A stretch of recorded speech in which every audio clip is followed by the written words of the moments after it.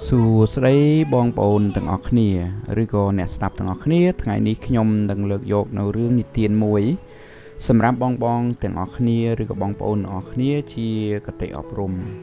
ជាពិសេសគឺសម្រាប់មនុស្សដែលចូលចិត្តពឹងអ្នកដទៃច្រើនដើម្បីសម្រេចកិច្ចការងារផ្សេងក្នុងជីវិតរបស់ពួកគេណាពេលដែលបានស្ដាប់រឿងនេះហើយខ្ញុំជឿជាក់ថានឹងជួយឲ្យជីវិតរបស់ពួកគេកាន់តែល្អប្រសើរឡើងវិញនិងបំបត្តិភាពខ្ជិលច្រអូសនិងការពឹងពាក់អ្នកដទៃកាន់តែកាត់បន្ថយអញ្ចឹងណាបាទអញ្ចឹងរឿងនិទាននេះគឺមានចំណងជើងថាសត្វចាបនិងកសិករនៅពេលថ្ងៃមួយនោះគឺមានកសិករម្នាក់គាត់បានដាំដំណាំនៅក្នុងចម្ការរបស់គាត់ហើយមិនយូរប្រហែលទេក៏មានមេចាបឬក៏សត្វចាបមួយក្បាលហ្នឹងបានមកធ្វើសម្បុកនៅក្នុងចន្លោះស្រែចម្ការរបស់គាត់ណា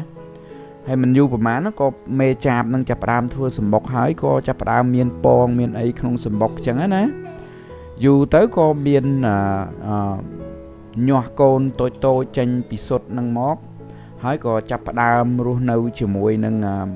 មេចាបហ្នឹងពេលដែលកូនវាញាស់មកយ៉ាងរីករាយសប្បាយរីករាយអញ្ចឹងណាមេចាបហ្នឹងតែងតែហោះហើរទៅរកចំណីនៅឯក្នុងព្រៃនៅទីចិត្តហ្នឹងណាជារៀងរាល់ថ្ងៃដើម្បីយកមកបញ្ចុកឬក៏ចិញ្ចឹមកូនរបស់គាត់អញ្ចឹងទៅអញ្ចឹងថ្ងៃមួយនៅពេលដែលមេចាបត្រឡប់មកពីព្រៃវិញមកពីរកចំណីវិញហ្នឹងក៏ឃើញកូនរបស់គាត់ហ្នឹងហាក់បីដូចជាភ័យខ្លាចខ្លាំងហើយក៏សួរថាតើមានរឿងអ្វីទេកូនហេតុអីបានជាមើលទៅកូនហាក់បីដូចជាភ័យខ្លាចយ៉ាងនេះកូនក៏ឆ្លើយថាម៉ែអើយម៉ែថ្ងៃនេះម្ចាស់ស្រែបានម្ចាស់ចំការគឺបានមកចំការរបស់គាត់ហើយបាននិយាយថាស្អែកគាត់នឹងហៅកូនគាត់មកកាប់ដំណាំឬក៏ប្រមូលផលដំណាំស្រែចំការរបស់គាត់ហ្នឹងណាកូនក៏បន្តនិយាយទៀតថាម៉ែអើយពេលដំណាំគេត្រូវកាប់ឆ្ការឬក៏ប្រមូលផលហ្នឹងតើយើងនឹងទៅនៅឯណាវិញទៅពេលនេះពួកខ្ញុំឬក៏យើងទាំងអស់គ្នានឹងមិនទាន់ចេះហោះហើរនៅឡើយទេស្ដាប់កូននិយាយរួចហើយម្ដាយក៏និយាយថាកុំខ្លាចអីកូនស្អែកគ្មានអ្នកណាមកច្រូតកាត់ប្រមូលផលដំណាំនោះទេអញ្ចឹងនៅពេលដែលថ្ងៃស្អែកឡើងក៏ពិតជាគ្មានអ្នកណាមកច្រូតកាត់ដូចម្ដាយមេចាបបាននិយាយអញ្ចឹងថ្ងៃ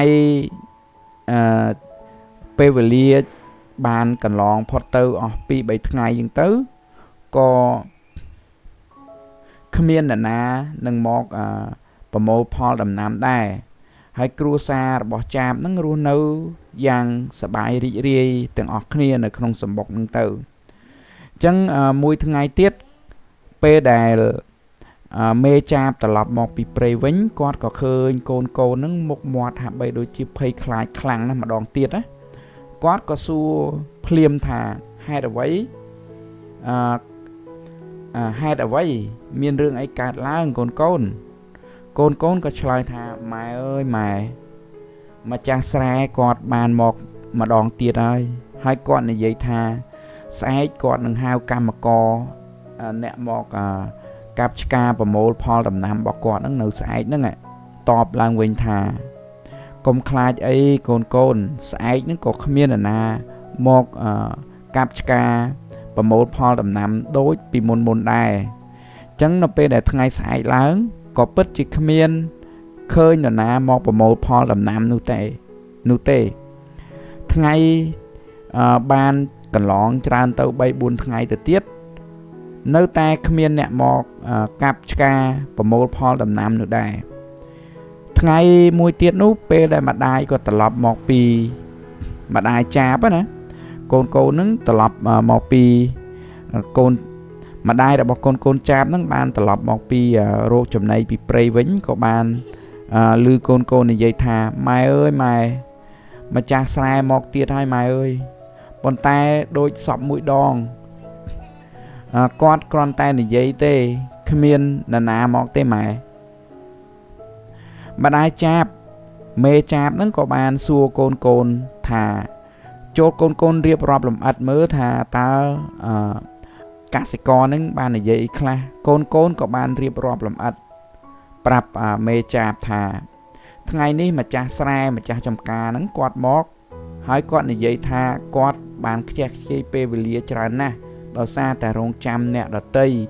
ដូចជាកូនដូចជាកម្មករដូចជាអ្នកដតីហ្នឹងដើម្បីមកជួយច្រូតកាត់ឬក៏ប្រមូលផលដំណាំរបស់គាត់ណាហើយថ្ងៃស្អែកនេះគាត់ថាគាត់នឹងមកប្រមូលផលដំណាំហ្នឹងដោយខ្លួនឯង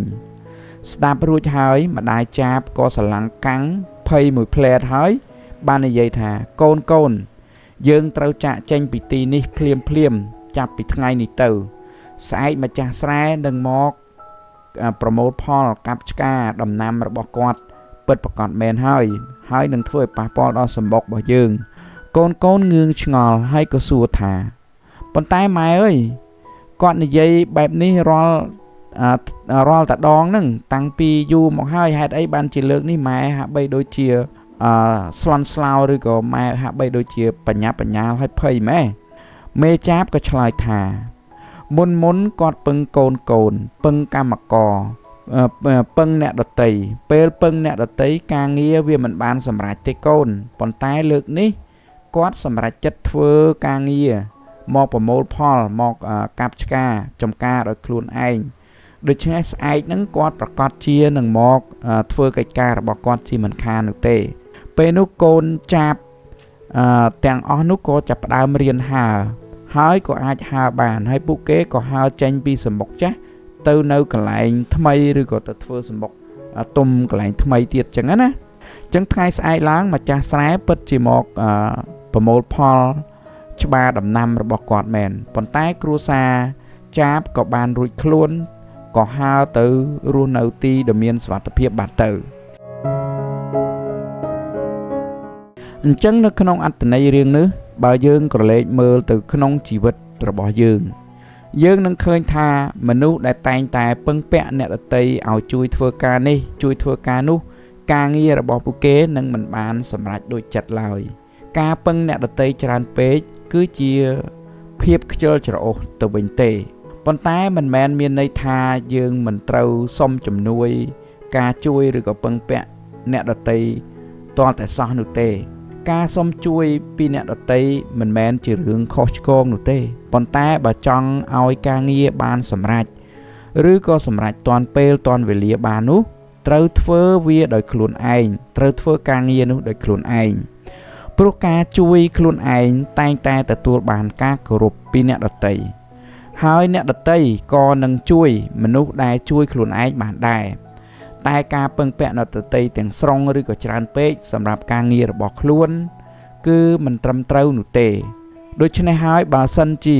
អ្នកមានសេចក្តីសុបិនចង់ធ្វើអ្វីមួយនៅក្នុងជីវិតរបស់យើងកុំរងចាំអ្នកដទៃឲ្យសម្រេចឬក៏ធ្វើកិច្ចការនោះឬក៏ធ្វើសុបិននោះជំនួសយើងឲ្យសោះចូលធ្វើកិច្ចការឬក៏សុបិននោះដោយខ្លួនឯង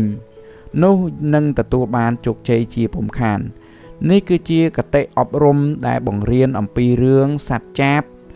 និងកសិករបាទបើសិនជាបងប្អូនអ្នកស្ដាប់រឿងនេះហើយបើសិនមានសំណួរឬក៏អាចមានចម្ងល់ឬក៏មានមតិផ្សេងអាចបញ្ចេញមតិនៅក្នុង comment បានបាទសូមអរគុណសូមជម្រាបលា